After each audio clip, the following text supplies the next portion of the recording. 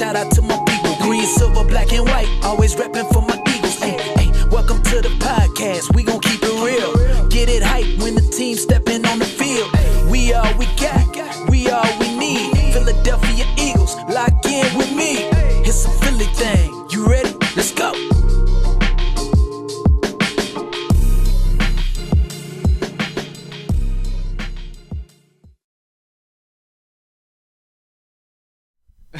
Okay, what's up, everybody? What is going on? Welcome to the show. Today's story I'm going to have a little bit of fun with. I'm not going to lie. This won't be a very, very long-winded episode. It's more just having a good time with this one. So,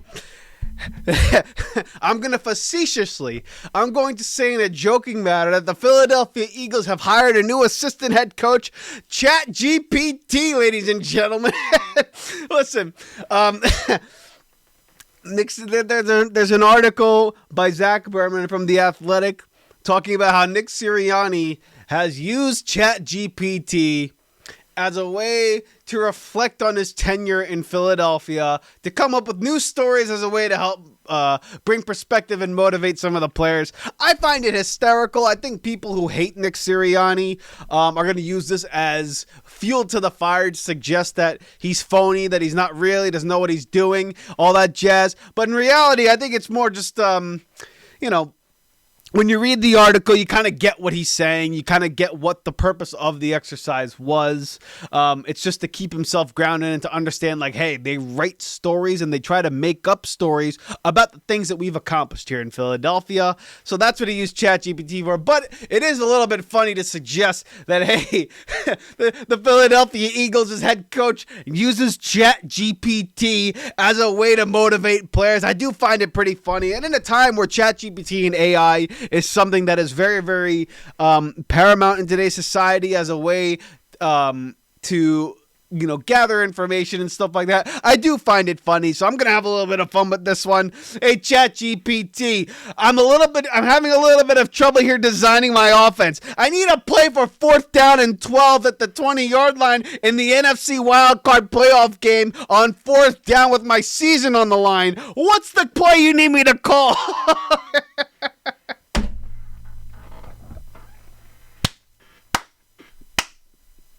Yeah, call 4 verts.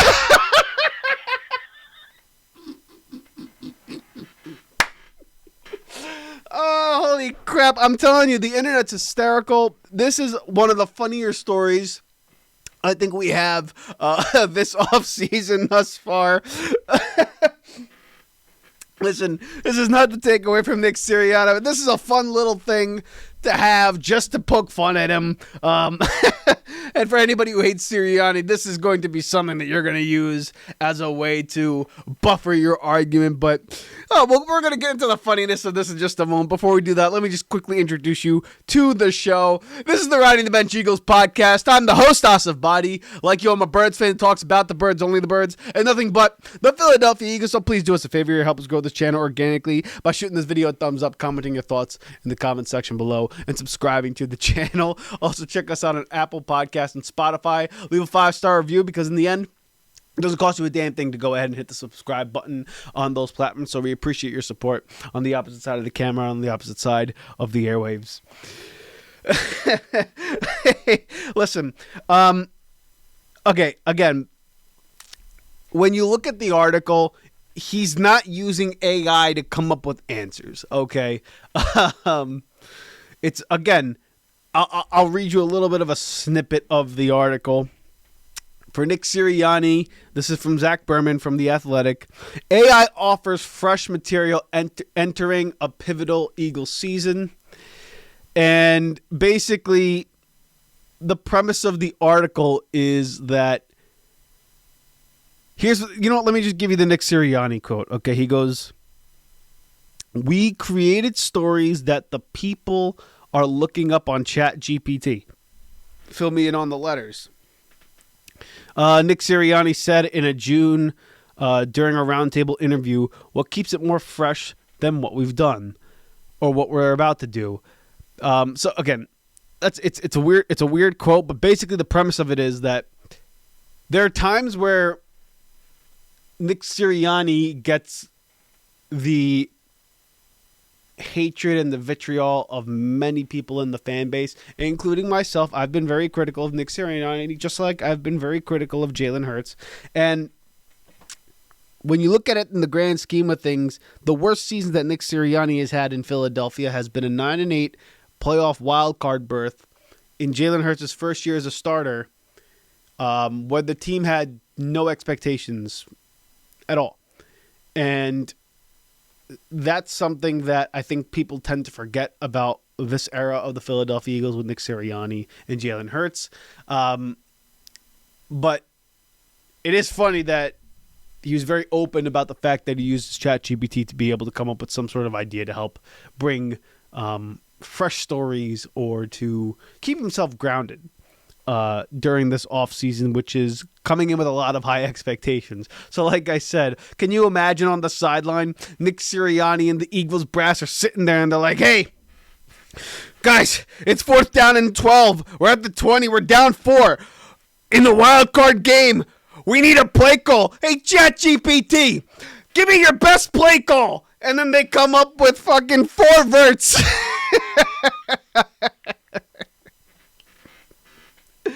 Listen, again, it's going to be used against him, especially if the Eagles struggle early. They're going to be like, put ChatGPT in. I guarantee you he'd call a better play.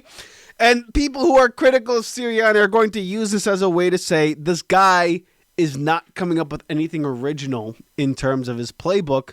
Not necessarily a football playbook, but a playbook of how to motivate the guys, how to come up with a game plan, how to get and connect with players on the team. And they're going to be like, this guy uses freaking AI to come up with a game plan and a message for his football team. And then you got Kevin Patullo during the offseason saying, we have been instrumental in orchestrating and developing and designing this offense. Well, you know what? So has been assistant head coach ChatGPT, according to Nick Sirianni, right? I mean, this is the type of stuff you look at and you're like, damn, just when I want to give the guy flowers, just when I want to give the guy credit, just when I want to give him his just due, they go ahead and publish a stupid story like that. And these are the types of things that makes me believe and what makes me feel in my bones that this Philadelphia Eagles front office is trying to give Nick Sirianni and Jalen Hurts their own shovel to go ahead and dig their own grave with. Because first it was the hit piece just a few months ago on Jalen Hurts and his ability to receive coaching or to not be accepting of changes in the offense unless it's through public media criticism. And now it's a story like this where he's using AI to come up with some sort of motivational quote in order to get the guys going. I mean, like, this is the type of stuff that, to me, or people who don't like these two people or who are critical of those guys are going to use as fuel. And again, to me, it's more just funny. It's more just like, jeez, come on, man. Of all the people in the NFL, of course it was this guy. Of course it was the perceived dingus and the perceived doofus personality of Nick Sirianni that says, yeah, we use ChatGPT to come up with a fucking game plan. I mean, it's unreal. You can't make it up. One of the funnier stories, I think, in the National Football League, at least this offseason. But again, not that I'm making something a little bit more facetious out of it, is because it is facetious.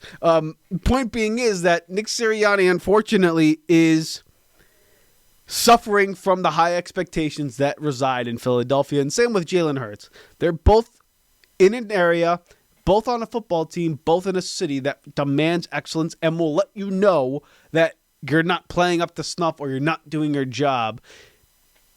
More than Philly. Like, they're going to let you know about it. And if you do great, they're going to praise you. And if you don't, you suck. You got to get the hell out of here. That's the nature of Philadelphia.